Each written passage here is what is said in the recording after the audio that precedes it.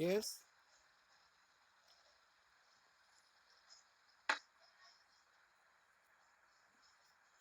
आप लोगों को मेरी आवाज नहीं पहुंच रही है क्या? आप पहुंच रही है। प्रारंभ करें डॉक्टर पंकज कुमार सिंह जी। सभी लोग नमस्कार। मैं हार्दिक धन्यवाद, सभी लोगों ने एक मौका दिया मुझे विषय पर बोलने के लिए। आज का जो विषय, मैं डॉक्टर पंकज कुमार सिंह ITBHU से, आज का जो विषय है पहले मैं उसको एक बार बोल देता हूँ। नए कृषि अधिनियम के बाद और पहले की पुरानी व्यवस्था के अंतर पर बोलना है। ये विषय जो पहले आया था एक और विषय संबंधित है जो हमको ध्यान आता है कि जो पिछला विषय था हमारा कि क्या कहते हैं, चलिए उसको छोड़िए। हाँ, अब नए कानून पे मैं अपनी बात रखना चाह रहा था। जो 3 कानून आए हैं जो लगभग सभी को ज्ञात है इस चीज का कि 3 कानून है। तीनों को थोड़ा थोड़ा मैं बताऊंगा, बाकी विस्तृत में जो इस समय हो रहा है उस पर हल्की चर्चा करूंगा मैं, क्योंकि बहुत ज्यादा अंदर नहीं जाया जा सकता है। ये देखा जाए तो कंट्रोवर्शियल विषय है, इस पर बहुत ज्यादा बोलना भी ठीक नहीं है। तो इसमें हमारा जो पहला कानून है, कृषक उपज व्यापार और वाणिज्य संवर्धन और सरलीकरण। जैसा कि लाइन स्पष्ट है, अगर हम इसको अंग्रेजी में देखें तो ये है the farmer produce trade, traders and commerce, trade and commerce promotion and facilitation. ये पहला कानून है। दूसरा कानून जो स्पष्ट है, कृषि सशक्तिकरण और संरक्षण, कीमत आश्वासन और कृषि सेवा करार विधेयक, ये दूसरा है। इसका अगर अंग्रेजी रूपांतरण करेंगे तो the farmer empowerment and protection agreement of price, ये दूसरा नियम जो दिया गया है जिस पर काफी चर्चा हो रही है। तीसरा जो नियम आया है, आवश्यक वस्तु संशोधन विधेयक, अगर इसको अंग्रेजी अनुवाद करें तो ये एसेंशियल एकमोडिटीज अमेंडमेंट एक्ट है। तो ये तो मैंने बता दिया कि ये तीनों का नाम क्या है, और तीनों की थोड़ी थोड़ी सी बातें मैं रखूंगा। जो पहला कानून हम देख रहे हैं, पहला कानून जो बड़ा स्पष्ट लिखा हुआ है कि हमें जो है किसानों को कृषक उपज व्यापार और वाणिज्य, ये स्पष्ट करता है कहीं ना कहीं बिजनेस से संबंधित है, और ये दर्शाता है कि कहीं ना कहीं कॉर्पोरेट सेक्टर से संबंध रखता है ये रूल। इसमें एक है APMC पर जो है बात रखी जा रही है कि APMC पर एक क्वेश्चन मार्क हो सकता है। APMC मतलब एग्रीकल्चर प्रोड्यूस मार्केट कमिटी। तो अब मैं इस पे बात रखता हूँ कि हमारा जो सिस्टम है, जो PDS सिस्टम है, आपका पब्लिक डिस्ट्रीब्यूशन सिस्टम, APMC उसी के तहत काम करता है। एक तरह से देखिए तो APMC कलेक्ट करता है, किसानों को एक जगह देता है जहाँ पे कि वो अपनी जो होता है सुविधा अनुसार जो भी उपज होके उसका जो है उसको दे सके, वहां बेच सके। ये ऐसा स्थान जो है निश्चित करता है। डिफिनीशन भी मैं दे दूंगा, उस पर जो होता है डिफिनीशन भी है हमारे पास, मैं दूंगा। लेकिन फिलहाल ये देख लीजिए, PDS जो है पब्लिक डिस्ट्रीब्यूशन सिस्टम। ये पब्लिक डिस्ट्रीब्यूशन सिस्टम क्या है, इस पर थोड़ा सा हम लोग गहराई से सोचें। हम दोनों को लेके चल रहे हैं, जहां तक हमारा विषय है कि पहले और बाद में क्या होगा। तो ये तो अभी का दिख रहा है, और पहले का आपका PDS है जो सिस्टम चल रहा है, और उससे पहले में भी हम आएंगे, उसमें बहुत ज्यादा बातें नहीं रखनी है। तो PDS सिस्टम ये कहता है, पब्लिक डिस्ट्रीब्यूशन सिस्टम ये कहने का ये है कि जो भी उपज आरंभ होगी, आरंभ होने के बाद के पूर्व ही सरकार कुछ न्यूनतम समर्थन मूल्य निर्धारित करती है।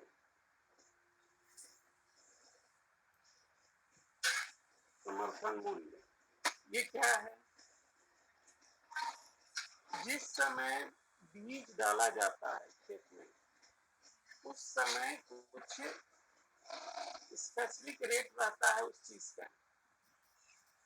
उस रेट को निर्धारित करके उससे कुछ ज्यादा रेट लगा के उस पे उसको फिक्स किया जाता है कि इतने पे जो है कि आगे जब फसल आएगी मार्केट में तो इस रेट से जो है पीडीएस सिस्टम के तहत जो है जो हमारे क्या कहते हैं उसको मंडियां हैं, मंडियों की बात हो रही है ना, मंडियां खरीदती हैं उसको। तो मंडियों में जो होता है इसी रेट से न्यूनतम समर्थन मूल्य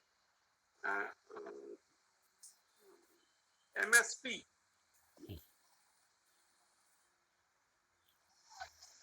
नाम से शायद बोलते हैं, तो मिनिमम सपोर्ट प्राइस। तो ये मिनिमम सपोर्ट प्राइस ये गवर्नमेंट निर्धारित करती है, इसलिए ताकि अगर किसान का जो भी होगा, जो भी उसका जो भी लागत होगा वो उसे मिल जाए उपज होने के बाद। तो ये निर्धारित होता है। उसके बाद क्या है, किसान जो है निर्धारित होता है इस आधार पे वो, लेकिन एमएसपी में यह भी निर्धारित रहता है कि उसको कुल खर्चा कितना होगा, वो सब मिला जुला के लगभग 1.5 या 2 गुना जो होता है कॉस्ट निर्धारित की जाती है वर्तमान से। तो इससे लॉस नहीं होता, अगर किसानों का देखें तो उसमें लाभ होता है।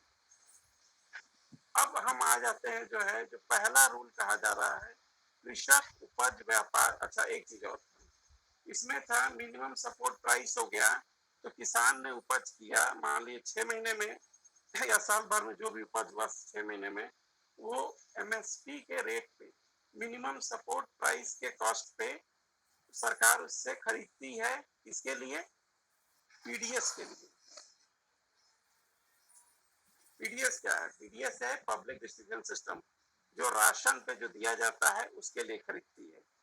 कहाँ रखती है? अपने गोदामों में। तो मंडियां हो गई, गोदाम हो गया, उसके बाद ये आ गया पीडीएस। अच्छा, जो गोदाम में रखा जाता है उसका पर्पस क्या होता है? अगर हम इस पे ध्यान दें, पहला तो पीडीएस है जो राशन की दुकानों पे दिया जाता है जिस रेट में, उस पे होता है। उसके तहत पहले जो पूर्व में जो निर्धारित हुआ था, लगभग 8 चीजों को शामिल किया गया था। ये हम आखिरी जो रूल जो बता रहे हैं यहाँ पे, आवश्यक वस्तु संशोधन विधेयक की बात कर रहे हैं। आवश्यक वस्तु संशोधन विधेयक में जो पहले जो दिया गया था उसमें 8 पॉइंट को इंगित किया गया था। उसमें से जो 2 पॉइंट है उनको केवल हटाया गया है इस रूल के तहत। तो इनमें जो 2 पॉइंट है उसमें पहले तो आपका जो तिलहन है या तिलहन तेल हो गया, इसको हटाया गया है उस लिस्ट से। दूसरा जो है अनाज, दलहन, प्याज और आलू, ये इतनी चीजें जो है 1 2 3 4 5 6 चीजों को जो है हटाया गया है।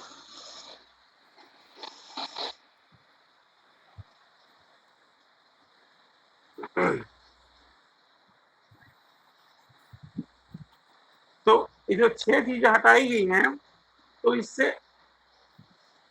पहले ये इसमें शामिल थी। और अब मैं राशन की दुकानों पे आता हूँ, तो राशन की दुकानों में क्या क्या मिलता है इस पर थोड़ा सा मैं ध्यान देना चाह रहा हूँ। वहाँ पे जो है मेन चीनी रहता है, या दूसरा जो होता है हम कहते हैं कि गेहूं रहता है, चावल भी रहता है, दाल भी रहता है। प्रमुख चीजें यही है जो पीडीएस सिस्टम के तहत जो है लोगों को दी जाती है। चीनी होता है, तो इनमें जो जो जो चीजें दिखी जा रही है, इनमें अधिकतर वही चीजें हैं जिनको की एक्सक्लूड की गई है। तो ये एक बताने का है कि इसमें से इन चीजों को एक्सक्लूड किया गया है। रही बात एपीएमसी की, तो एपीएमसी भी कार्य तो तभी करेगा, एग्रीकल्चर प्रोडक्शन मार्केट कमेटी यह भी काम उसी के तहत करती है। तो ये तो ऑलरेडी जो होता है इसमें एक चेन की तहत है अगर देखा जाए तो अगर एक चेन अगर डिस्टर्ब होगा तो बाकी भी चेन डिस्टर्ब होंगे ही होंगे। तो इसके तहत ये जो हमारा जो तीसरा जो नियम है, अच्छा नियम है, मैं ये नहीं कहूँगा, इनको जो होता है इनकी जो ये जो सारी चीजें हैं। अच्छा, पहले हम एक चीज एक ध्यान दिलाना चाह रहे थे कि आखिर ये सब जो एपीएमसी का जो रूल लगा है या ये चीज आखिर इसका कारण क्या है, क्या जरूरत है उसका जो होता है। हम पहले भी चाहते तो जैसे किसानों को दे देते। अब हम जो होता है आजादी से हम तो कहेंगे जो ब्रिटिशर शासन से और पहले मैं चलता हूँ, उस समय की खेती पर अगर हम ध्यान देते हैं तो उस समय खाना बदोशी जीवन था। और उससे पहले जाइए जब खेती स्टार्ट ही नहीं हुआ था तो उस समय खाना बदोशी जीवन था। हाँ, हम लोग जो है वहां वहां जाते थे जहां भोजन मिलता था, और जहां भोजन खत्म होता था खाना बदोश की तरह फिर हम दूसरी जगह चले जाते थे। ये हमारा वो सिस्टम था बहुत ही पहले का। वो हम काफी पहले की बात कर रहा हूँ जिस समय जो होता है हम लोग का एग्रीकल्चर सिस्टम डेवलप नहीं किया था। उसके बाद धीरे धीरे हमारा एग्रीकल्चर सिस्टम डेवलप किया। जब एग्रीकल्चर सिस्टम डेवलप किया गया तो उस समय यही तय होता था कि जो भी क्षेत्र के लोग हैं, यहाँ क्षेत्र की बात होती थी क्योंकि उस समय जनसंख्या उतनी थी नहीं। तो ये होता था कि जो लोग भी आसपास के लोग हैं वो अपनी खेती करेंगे अपने हिसाब से, और वो उपज कुछ अपने लिए रखेंगे कुछ उनके लिए, और इस तरह से एक छोटा सा जो होता है लेन देन भी होता था, ये चलता था। हमको याद है अभी हाल ही में जो होता है गाँव में इस समय चलता था जो है आइसक्रीम वाला आता है, आप लोग भी ध्यान होगा, आइसक्रीम वाला आता है तो उसको जो है पैसे नहीं, मक्का दे दीजिए, चावल दे दीजिए, और उसको देख के जो होता है लेते हैं। ये तो अभी का भी है, कोई बहुत पुराना नहीं है, हम 20-25 साल का ही बता रहे हैं। लेकिन उस समय जो है उस तरह का ऑलरेडी हो रहा था, लोग उस तरह से कर रहे थे। उसके बाद जब एग्रीकल्चर और डेवलप किया तो धीरे धीरे वो जो होता है बिजनेस के रूप में भी हुआ। उसके बाद आपका ब्रिटिशर्स है, चलिए राजा वाला शासन में नहीं जाता, राजा वाला शासन में थोड़ा ज्यादा समय लग जाएगा, उसमें मैं नहीं जाऊंगा क्योंकि सभी राजाओं का अलग अलग मानसिकता था, तो उसमें मैं गहराई तक नहीं जाऊंगा। उसके बाद ब्रिटिशर्स रूल आए। ब्रिटिशर्स रूल में बहुत ज्यादा नहीं कहने वाली बात है, एक हम बात यही कहेंगे कि उस समय एक बहुत ही हाईलाइटेड बात थी, नील की खेती की। उसमें हमें ध्यान आता है जो हमारा अध्ययन कहता है, हो सकता है हम पूरी तरह से ना सही हो, लेकिन हमारा ज्ञान यही कहता है कि उसमें ये निर्धारित हुआ था कि जो भी किसान है वो अपने खेत का जो है आधे भाग में नील की खेती करेगा। और नील की खेती कोई नई नहीं थी, नील की खेती पहले भी होती थी, जब ब्रिटिशर्स नहीं थे तब भी होती थी, लेकिन इतने बड़े पैमाने पर नहीं होती थी।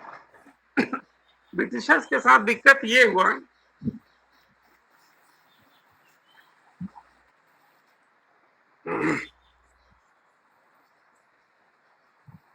ब्रिटिशर्स एक्चुअली बिजनेस माइंडेड थे। उनका एक अगर हम देखें कि उस समय उनके आने से पहले देश की स्थिति बहुत अच्छी थी, देखा जाए तो उनका व्यापार की स्थिति भी हम लोगों की विश्व स्तर पे बहुत अच्छी थी उस समय। अनाज भी हम लोग के यहाँ सब ज्यादा उपज होता था, डिस्ट्रीब्यूट भी होता था, जैसे भी होता होगा लेन देन से होता था। लेकिन उनके आने के बाद उनका जो बिजनेस माइंड हुआ वो उन चीजों पे ध्यान गया जिन चीजों से हमारा इंपोर्ट एक्सपोर्ट बिजनेस सही तरह से चले, जितना ज्यादा लाभ हो सके उस तरह की चीजों को उपजाने में उनको ज्यादा रुचि थी, बजाय इसके कि दूसरों को लाभ पहुंचाने वाली चीजों को उपजाया जाए। तो इसमें सबसे प्रमुख थी ये नील की खेती।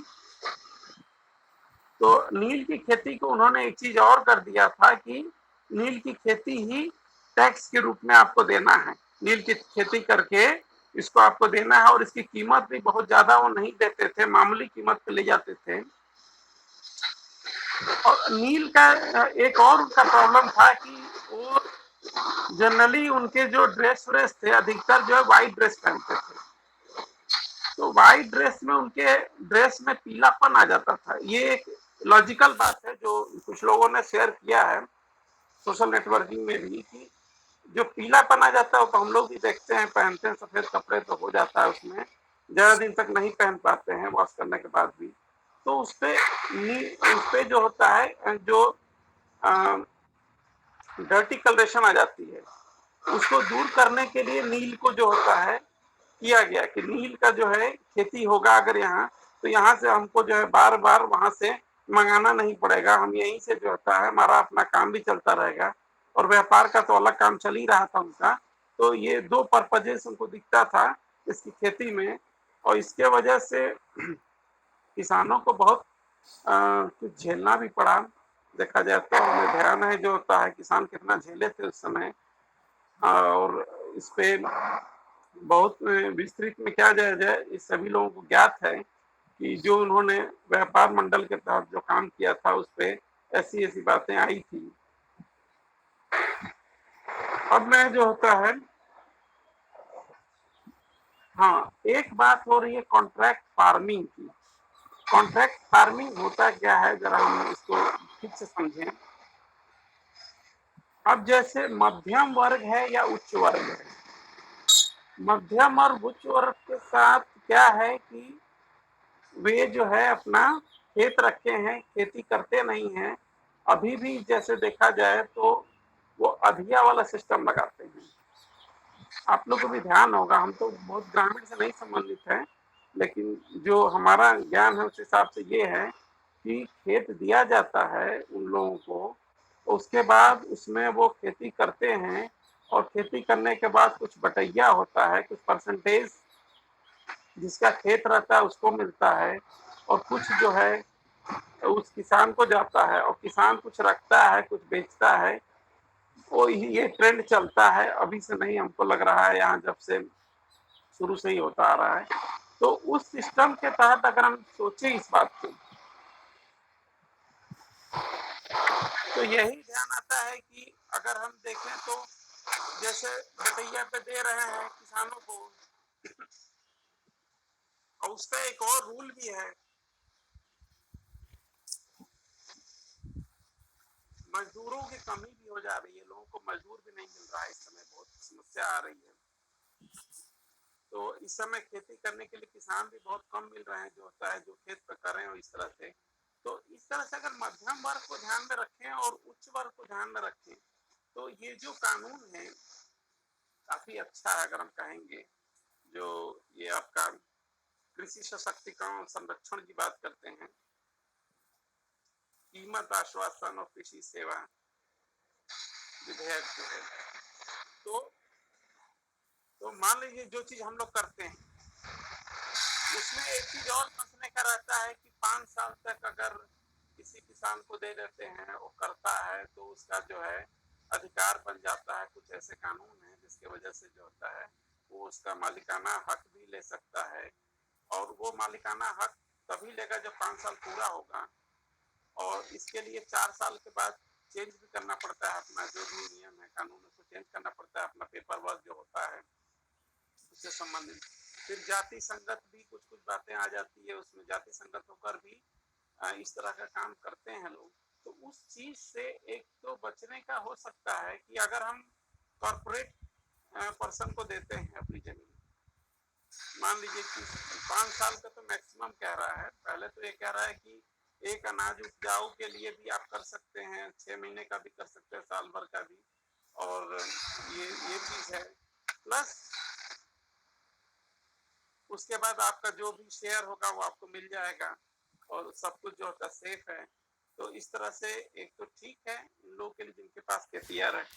लेकिन अब हम इसमें तो खेतीहर की बात हो रही है, जिनके पास हैं उनके लिए तो लाभदायक है। लेकिन अब हम उस पे आ जाते हैं जिनके पास खेत नहीं है, जो जो अधिया वाला जो काम करते हैं। जैसे हम लोग के समय में अधिया पे काम तो कर ले रहे हैं, उनको जो होता है पूरा मालिकाना हक मिल जाता है। अगर मान लीजिए कि साल भर के लिए भी देते हैं तो उनको पूरा मालिकाना हक होता है, उस पर जो होता है अपनी उपज करते हैं अपने हिसाब से, और उसके बाद जो भी उपज होती है उसको डिस्ट्रीब्यूट करते हैं। लेकिन यहाँ जब इस समय जब इस कंडीशन में आएगा तो हमें जैसा ध्यान है कि काफी तकनीक नई नई आ चुकी है एग्रीकल्चर में। आप देखेंगे कि विदेशों में जो खेती हो रही है, जरा देखिए उसको, तो तमाम ऐसी मशीनें आ गई हैं जो हर काम कर सकती है। हालांकि हमारे देश में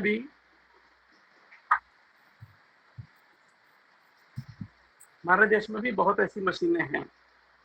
अब हम देख ले रहे हैं, अगर इसमें अगर बढ़ोतरी में, तो जैसे हमारे पास पहले हल बैल था तो उसमें मान लीजिए कि एक आदमी उसमें बैल चलाता था हल लगा के, तो उससे जो होता है एक आदमी बिजी रहता था, ज्यादा समय लेता था, तो उसका एक रोजगार चलता था और वो लंबे समय तक था। खेत की जुताई लगभग 1 या 2 दिन 3 दिन तक भी चलता था, क्योंकि वो लंबा काम रहता था। उसके बाद आप आ जाइए, अगर फिर ट्रैक्टर का आया, जैसे जैसे डेवलपमेंट हुआ तो ट्रैक्टर पे भी अगर हम देखें तो अब वो काम जो काम 2-3 दिन में होता था, बैलों को जो है मैनेज करना होता था, हल को मैनेज करना क्या होता था, कृषि कानूनों वो तक चीज ही जो है। अपने को सीमित रखें? इतिहास बताने लगेंगे तो 1 साल में भी खत्म नहीं होगा। प्री हिस्टोरिक एज, चलिए हल हम बैल, इतना बात कह दिए। कृषि कानून तक ही सीमित रखें। हाँ, तो कृषि कानून का ये लाभ है जो हमने बताया। ये एक लाभ दिख रहा है। प्लस इसमें जो होता है, जो चीजें इसमें हटाई गई है वो थोड़ा सा ठीक है, अब कुछ कारण होगा हटाया गया है, लेकिन जो चीजें आएंगी वो निश्चित रूप से एक्सपोर्ट और इंपोर्ट सिस्टम के लिए बहुत अच्छा है। हमारे देश का सामान जो होता है विदेशों में जाएगा बड़े पैमाने पे, क्योंकि उस तरह का ही प्रोडक्शन होगा उस तरह का, तो ऑब्वियस है कि हमारा एक्सपोर्ट सिस्टम मजबूत होगा, import system export system strong होगा। और उसके बाद जो होता है हमारा सिंप्लिसिटी तो आएगी ही, किसानों के लिए सुविधाजनक हो जाएगा। किसान अगर आएंगे तो उनका खेत से ही उनका जो समस्या है कि जैसे अभी आया है चंदौली में दिखाई दे रहा है, जो समस्या है कि बाहर रख दिए हैं अनाज जो होता है उसमें वो जा नहीं पा रहा है गोदाम में, इसके चक्कर में वहां पे बारिश हो गई तो ये नुकसान हो गया। इस तरह का जो नुकसान होता है ये चीज बचेगा, सीधे खेत से ही जो होता है वो लिया जाएगा वहां से कॉर्पोरेट द्वारा, तो उन किसानों को तो लाभ है ही देखा जाए तो। लेकिन जमीन वाले किसानों के लिए बहुत लाभदायक है। लेकिन बिना जमीन वाले जो किसान होंगे वो आखिरकार क्या करेंगे, वो फिर से वही जो होता है मजदूरी करेंगे। वो जो मालिकाना हक देखा जाए वो चीज ना होके उनको जो होता है मजदूर के रूप में ही इस्तेमाल होगा। वो भी उनकी जरूरत बहुत कम होगी, क्योंकि मशीन जब इतने आ जाएंगे हाई टेक्नोलॉजी के, तो शायद उनकी आवश्यकता भी धीरे धीरे घटने लगेगी। और ऑब्वियस है जब मशीनें करेंगी तो प्रोडक्शन ज्यादा होगा ही, और हमारा जो होता है इंपोर्ट एक्सपोर्ट सिस्टम मजबूत होगा और हमारा देश एक तरह से मजबूत होगा, विदेशी पैसे आएंगे। तो ये हमारे लिए अच्छा है, तीनों कानून लाभदायक है। एक रूप में लाभदायक है, दूसरे रूप में जो कंज्यूमर हैं, कंज्यूमर के लिए लाभदायक है देखा जाए तो कई मामलों में। और किसानों के लिए भी कुछ हद तक है, जो बड़े किसानों के लिए बहुत ही लाभ करेगा। छोटे किसान अगर अपने आप को मजबूत नहीं करेंगे तो बहुत मुश्किल में पड़ सकते हैं, उनको भी अपने आप को मजबूत करना पड़ेगा कॉर्पोरेट के सिस्टम के हिसाब से। एक जो होता है एक मैं इसमें कंपनी एक्ट की भी बात हो रही है, जो है एक ग्रुप की बात हो रही थी कल, जो होता है हमने सुना कि कोई ग्रुप बनाया जा रहा है, क्या नाम हमको ध्यान नहीं आ रहा है। एफपीओ एफपीओ एफपीओ एफपीओ जो ग्रुप बन रहा है वो लगभग 11 लोगों का ग्रुप बनेगा और यही ग्रुप लोग, अभी किसान भी हो सकते हैं कोई भी, मिनिमम उसमें जो है 11 लोग होने चाहिए और 11 लोग मिल के जो है वो अपना जो है जो भी प्रोडक्शन होगा उसको मैनेज करेंगे, लेकिन वो करेंगे कंपनी एक्ट के ही तहत। वो अपनी मनमानी नहीं कर सकते, कंपनी एक्ट के तहत ही उनको करना है। दूसरा इसमें एक नया चीज है कि जो कानूनी तौर पे उनको कोर्ट में जाने की जरूरत नहीं है, उनका अलग से जो होता है एक सिस्टम बनेगा जिसके तहत जो होता है उनका जो भी विवाद होगा उसको सुलझाया जाएगा। तो ये एक तरह से अच्छा है, क्योंकि अगर कोर्ट में जाता था तो लंबे टाइम तक खींच जाता था हर मामला, वो खींचेगा नहीं, कम से कम समय में उसका जो है निराकरण किया जाएगा। और इसी के साथ हम अपनी बात समाप्त करते हैं। धन्यवाद। चलिए धन्यवाद। एसके सिंह साहब लखनऊ से हैं जुड़े हुए। उनसे अनुरोध है कि अगर आपके मन में कोई प्रश्न हो तो आप पूछें एसके सिंह साहब।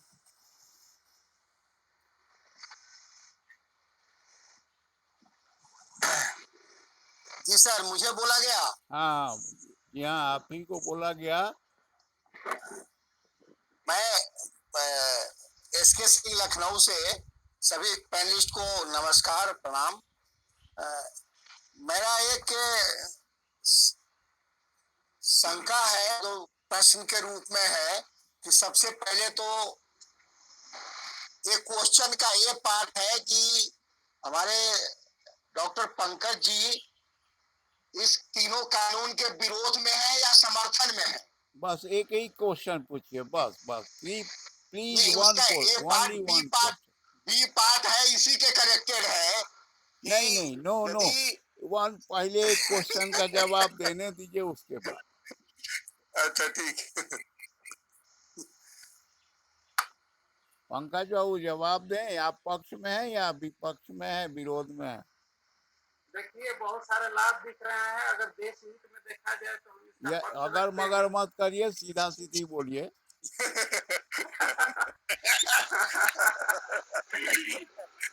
अगर मगर किंतु शंका का समाधान नहीं है, वो शंका क्रिएट कर रहा है। नहीं भाई, समर्थन करेंगे भाई, देश हित में अगर कुछ हो रहा है तो उसका समर्थन ही करना चाहिए। ये चलिए, बहुत अच्छा दिन आज है। कृष्णा बाबू जो चंदौली से हैं, आपके मन में कोई शंका हो तो कृपया एक प्रश्न पूछें, समय बहुत हो गया है। शंका तो बहुत खास कुछ नहीं है। जो काश्तकार एक खेत पेड़ से नीचे है, मुश्किल आज भी वो कहीं कोई मजदूरी कर रहा है या कहीं छोटा मोटा जॉब कर रहा है, तो ये समस्या तो बनी रहेगी और इसका कोई निराकरण तो निकालना ही पड़ेगा। अब इसके लिए क्या हो सकता है?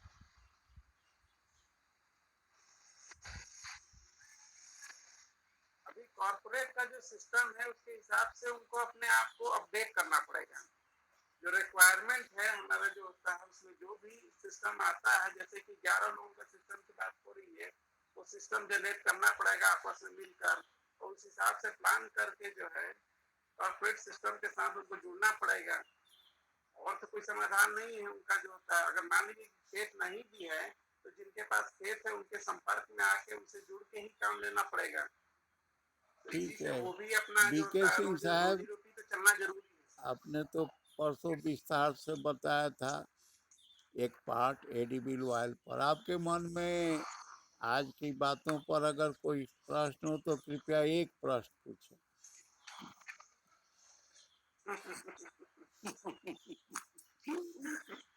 बीके सिंह साहब, जी एक प्रश्न नहीं, पूछें। मेरे मेरे पास कोई क्वेश्चन नहीं है। मैं धन्यवाद देना चाहूंगा पंकज जी को कि उन्होंने काफी अच्छी जानकारी दी। और अगर मैं अनुरोध ये करूंगा कि अगर मौका मिले तो कल मेरे को थोड़ा सा मौका एक दिया जाए ताकि मैं इसका कॉन्स्टिट्यूशनल पार्ट इसको कवर कर पाऊं कि जरूर हमारा मिलेगा, जरूर संविधान मिलेगा, और आपको लॉ क्या अवसर कहता है। मिलेगा। अब मुझे भी एक प्रश्न पूछने का अवसर मिलना चाहिए। ये कृषि कानून जो आए हैं, ये कृषि कानून के आने से ही मशीनीकरण हो रहा है, नए नए मशीन आ रहे हैं, कि कृषि कानून नहीं भी आते तो मशीन नए नए आते। नहीं सर, मैंने कहा मशीन तो पहले से ही आ रहा है। अगर मैं देखिए जैसे हल बैल का सिस्टम हट के ट्रैक्टर आया तो उसमें तो कुछ कानून नहीं आया था। इसी तरह से कई मशीनें हैं, जैसे धान है, धान से जो होता है उसका भूसा अलग हो जाता है, अनाज, ये सब तो पहले से ही आ रहा है, कोई नई चीज नहीं है। कृषि कानूनों से ही मशीनीकरण का क्या लेना देना? अब यही है कि अब कॉर्पोरेट को अगर सुटेबल अपडेटेड व्यक्ति नहीं मिलेंगे तो वो चाहेंगे कि वो चीजें सारी की सारी जो है मशीन से करने का प्रयास करेंगे। तो इसीलिए हमने कहा कि जो किसानों को अपने आप को अपडेट करने की आवश्यकता है वर्तमान समय के हिसाब से, तभी जो होता है वो उसके हिसाब से फिट बैठना पड़े। जैसे कहा जाता है सर्वाइवल ऑफ द फिटेस्ट। तो अगर जैसी स्थिति है उसके हिसाब से हमें हमें अपने आप को फिट करना होगा, तभी वो जो है सरवाइव कर पाएंगे प्रॉपरली। नहीं तो थोड़ी तो दिक्कत होगी ही, होती है समस्या, जब नई चीज होती है तो समस्या होती है, लेकिन धीरे धीरे फिर अपने जो होता है सही रास्ते पे आ जाएगा। क्या आप एजिटेटिंग फार्मर्स को कोई संदेश देना चाहेंगे? एजुकेटिंग फार्मर मतलब? बीके सिंह साहब इसको एक्सप्लेन करें तो अच्छा रहेगा। हाँ, एक्चुअली साहब का कहने का मतलब ये है कि जो हमारे फार्मर्स, जो थोड़े से जो पढ़े लिखे लोग हैं, शायद यही कहने का मतलब है कि जो हमारे उसमें जो लोग हमारे नहीं आ पा रहे हैं, और जो लड़के हमारे पढ़े लिखे हैं और हमारे उसमें कैसे उसके लिए कोई मैसेज है कि इस कृषि बिल से ये फायदा है, आप उसमें अपने रोजगार तलाश सकते हैं, अपनी आजीविका तलाश सकते हैं, अपने फ्यूचर को देख सकते हैं। क्या इस तरीके का कुछ आप मैसेज देना चाहेंगे?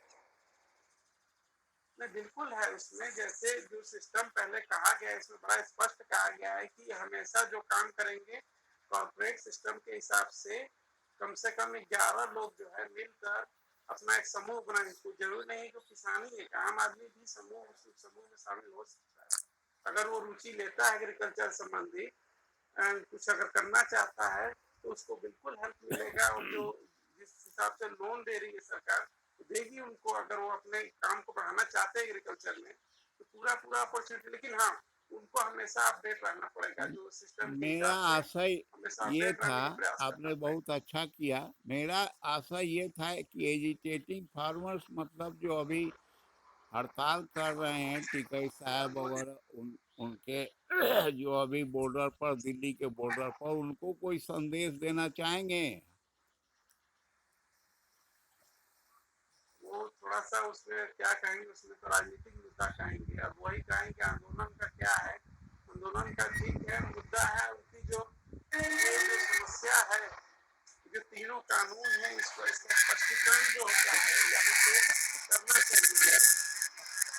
जो भी बुद्धिजीवी वर्ग है जो इस चीज को समझता है ठीक से, उसे उस चीज को जो है समझाने का प्रयास करना चाहिए।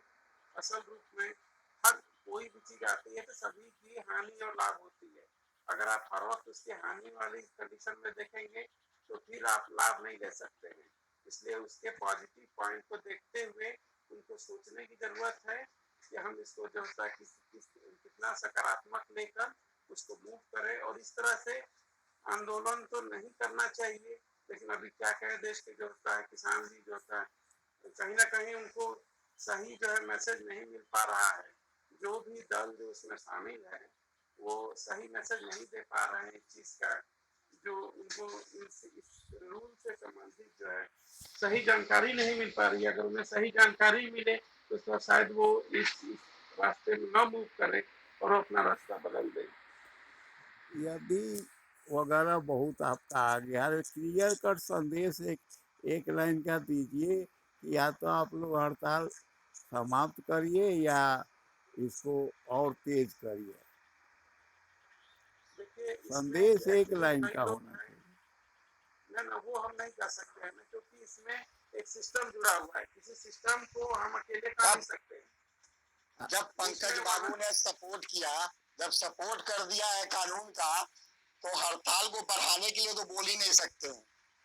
ये तो देना पड़ेगा संदेश इनको कि खत्म करो भाई। ये कहा नहीं जा सकता, जो किसी एक व्यक्ति की बात नहीं है, वहाँ बहुत बड़ा समूह है। इसमें तो आपका संदेश है ना, आप बोल रहे हैं, आप अपने से क्या देना चाहते हैं? आप तो एक व्यक्ति हैं इस मंच पर, और आपने बोला, अब आप क्या संदेश देना चाहते हैं? वो तो समूह में है, लेकिन आप तो अकेले हैं। नहीं तो हम भी तो समूह में है ना, 5 लोग समूह में है। नहीं तो अभी तो पक्का आप है ना, आप अपनी संदेश दीजिए। हम तो कहेंगे इस तरह का जो होता है, खैर गांधी जी भी अपने जमाने में करते थे उस तरह का, तो इसको हम गलत भी नहीं कह सकते हैं, जो उनकी सोच है उसके हिसाब से कर रहे हैं। लेकिन अब उनको समझने की जरूरत है कि उनको आवश्यकता है कि नहीं है। अभी देश के जो संचालक है उनको उससे बातचीत करना चाहिए, जो भी प्रॉब्लम है उसको सॉर्ट आउट करना चाहिए। यहाँ तो यही है कि आप बैठ के बातचीत करें, तभी हल हो सकता है। एक व्यक्ति 2 व्यक्ति का तो है नहीं, वहाँ सैकड़ों लोग बैठे हुए हैं, तो उनको सही तरह से समझाना और उसके बाद जो होता है उनको एक यूनिक रास्ते में ले आना, ये बहुत कठिन काम है, लेकिन इस पे पहल करना चाहिए, क्योंकि 3-4 महीने हो गए, लगभग ज्यादा ही हो गया है उनका इतना बड़ा आंदोलन चल रहा है। उसमें कौन लोग शामिल है क्या है उसमें मैं नहीं जाऊंगा, लेकिन जो भी है, अगर इन कानूनों को पूरी तरह से लागू करना है तो उस वर्ग को भी कुछ करना पड़ेगा जो असंतुष्ट है, और उसे समझाना पड़ेगा, चाहे जैसे भी समझाना पड़ेगा, अपनी बात को समझाएं, उसके बाद ही जो है कुछ करना ठीक रहेगा। मान लीजिए कि हम लोग 4 गो फार्मर्स हैं, एजिटेटिंग फार्मर्स, आंदोलनरत फार्मर्स, तो उसको आप कैसे समझाएंगे 1 मिनट में कि कानून का हमने आज पूरा बता ही दिया कि तीनों जो है कानून है, इसमें कहीं ना कहीं लाभ है। यदि आप जो होता है आपको अपनी कीमत मिल जाएगी और आपका जो है नुकसान नहीं होगा, देखा जाए तो आपको चलिए, कहीं जाना बहुत नहीं अच्छा पड़ेगा, रहा। जहाँ खेत है वहीं अब से आपका और सारा कुछ काम होगा। आशंका है क्या एसके सिंह साहब आपके मन में? हमारी आशंका ये है कि पंकज बाबू का जो है, वो एक्चुअली इनकी भी मजबूरी है कि वो सीधा नहीं बोल पा रहे हैं। इसका कुछ हो सकता है, कहीं बगल में कोई बैठा तो नहीं है पंकज बाबू प्रेशर दे रहा है।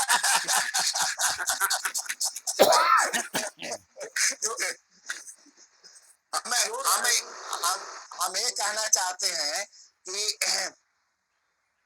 मेरे ख्याल से 12 या कितने बार मीटिंग हो चुकी गवर्नमेंट के और कृषि मंत्री के साथ में, इस समूह का। जब 12 बार में 18 बार 18 बार सॉरी 18 बार सही बोल रहे, 18 बार हो गया। 18 बार में पूरे तीनों कानून को विश्लेषण के साथ बताया गया। जब अब समझ में नहीं आया तो कौन लोग आकर समझाएंगे इनको? अभी ये तो वही बात हो गई कि परसिया पूरा कंटी था, 5000 वहां पर गए थे, एक समूह गया था, और वो लोग इनको नहीं समझा पाए, वो लोग इनको समझा दिए, परसिया लोगों को समझा दिया, और एक देश अलग बना दिया जिसका नाम ईरान रख दिया, उसी को उन लोगों को भगा दिया। अब हमारे देश में भी 5 करोड़ 2017 का गन्ना है। अब यदि अभी 3 साल में तो और बढ़े हुए, इनका प्रोडक्शन हाई रेंज पर चल रहा है, हाई स्पीड पर इनका तो इतना प्रोडक्शन चल रहा है कि मत पूछिए। तो ये इनको कौन समझाएगा? समझने वाला कोई हो तो समझ जाए, लेकिन सोने वाले को जगाया जा हम सकता लोग है ना। सोए हुए नहीं है भाई, हम ही लोग को समझा देते तो हम लोग जाके उनको समझा देते। हम लोग, हाँ, और अभी जो है इस मंच से हम लोगों को स्पष्ट एक संदेश देना जरूरी है कि हम क्या उनको संदेश दे रहे हैं कि भैया आपको फायदा हो रहा है या आपको नुकसान है, तो हम आपके साथ आ रहे हैं। आपका फायदा हो रहा है तो हम भाई प्रार्थना कर रहे हैं कि ये आप जो आंदोलन छोड़ दीजिए, सरकार के साथ आइए, देश के भाइयों के साथ आइए और किसानों के साथ जाइए। ऐसी कोई संदेश हमारे मंच से जाना चाहिए, मेरा ये आपसे प्रार्थना है। और एक मेरा इसमें थोड़ा सा डिफरेंस है, मतभिन्नता है। मेरी जानकारी के अनुसार न तो एपीएमसी एक्ट हटा है, न पब्लिक डिस्ट्रीब्यूशन सिस्टम हटा है, न एमएसपी सिस्टम हटा है, कुछ भी नहीं हटा है। वो तो है, वो सब पहले से है। तो जो बीच में भ्रम की स्थिति है उसको दूर होनी चाहिए कि अभी कुछ हटा नहीं है। अगर ये कानून लागू नहीं हुआ तो डीबीटी का जो सरकार का स्कीम चल रहा है, डायरेक्ट बेनिफिट ट्रांसफर, वो नहीं हो पाएगा। वो तो सब आढ़तियों को देना पड़ेगा। अगर कि ये कृषि कानून जो रद्द कर दिया जाएगा या वापस ले लिया जाएगा तो फिर उनको आढ़तियों को देना होगा। अब आढ़ती उनको देंगे नहीं देंगे ये तो बड़ा मुश्किल है। ये तो इसको कोई नहीं कर सकता है। तो अब पीछे हाथ बढ़ें कि आगे बढ़ें, अब ये तो बहुत दुविधा वाली है बात। और जहाँ तक ये लग रहा है कि ये कहीं न कहीं ये भ्रम की स्थिति है या हठधर्मिता की स्थिति है। तो भ्रम की स्थिति तो दूर करने का प्रयास होना ही चाहिए, लेकिन हठधर्मिता की स्थिति तो हम समझते हैं कि कोई नहीं कर पाएगा। शायद बीके सिंह हठधर्मिता को रोके। हाँ, मेरे मेरे पास तो है तरीका। मेरे को ज्यादा नहीं, कुछ दिनों के लिए इस देश को दे दीजिए मेरे पास, मैं पूरा बदल दूंगा। थोड़े अच्छा दिन के लिए ठीक दे है। दीजिए। ये आप जानते हैं कि प्रजातंत्र के दाएं तरफ डिक्टेटरशिप होता है और बाएं तरफ अराजकता होती है। बिल्कुल। इसको संतुलन बना के चलना है। अब अगर पलड़ा भारी हो गया, लोगों को लगा कि नहीं हम अराजकता की ओर हम नहीं जाना चाहेंगे, तो अंत में तो आपके ही तरफ लोग का ध्यान जाएगा कि भाई अब तुमको जैसे चलाना है ये हठधर्मिता को तोड़ो और ये चलाओ। माने हम लोग कुल मिला के डिक्टेटरशिप की ओर बढ़ना लाचारी हो जाएगा। मेरा अपना व्यक्तिगत मत है आज ही जाकर। बिल्कुल बिल्कुल बिल्कुल। अभी जो मिसअंडरस्टैंडिंग है आपस में लोगों को क्लियर करना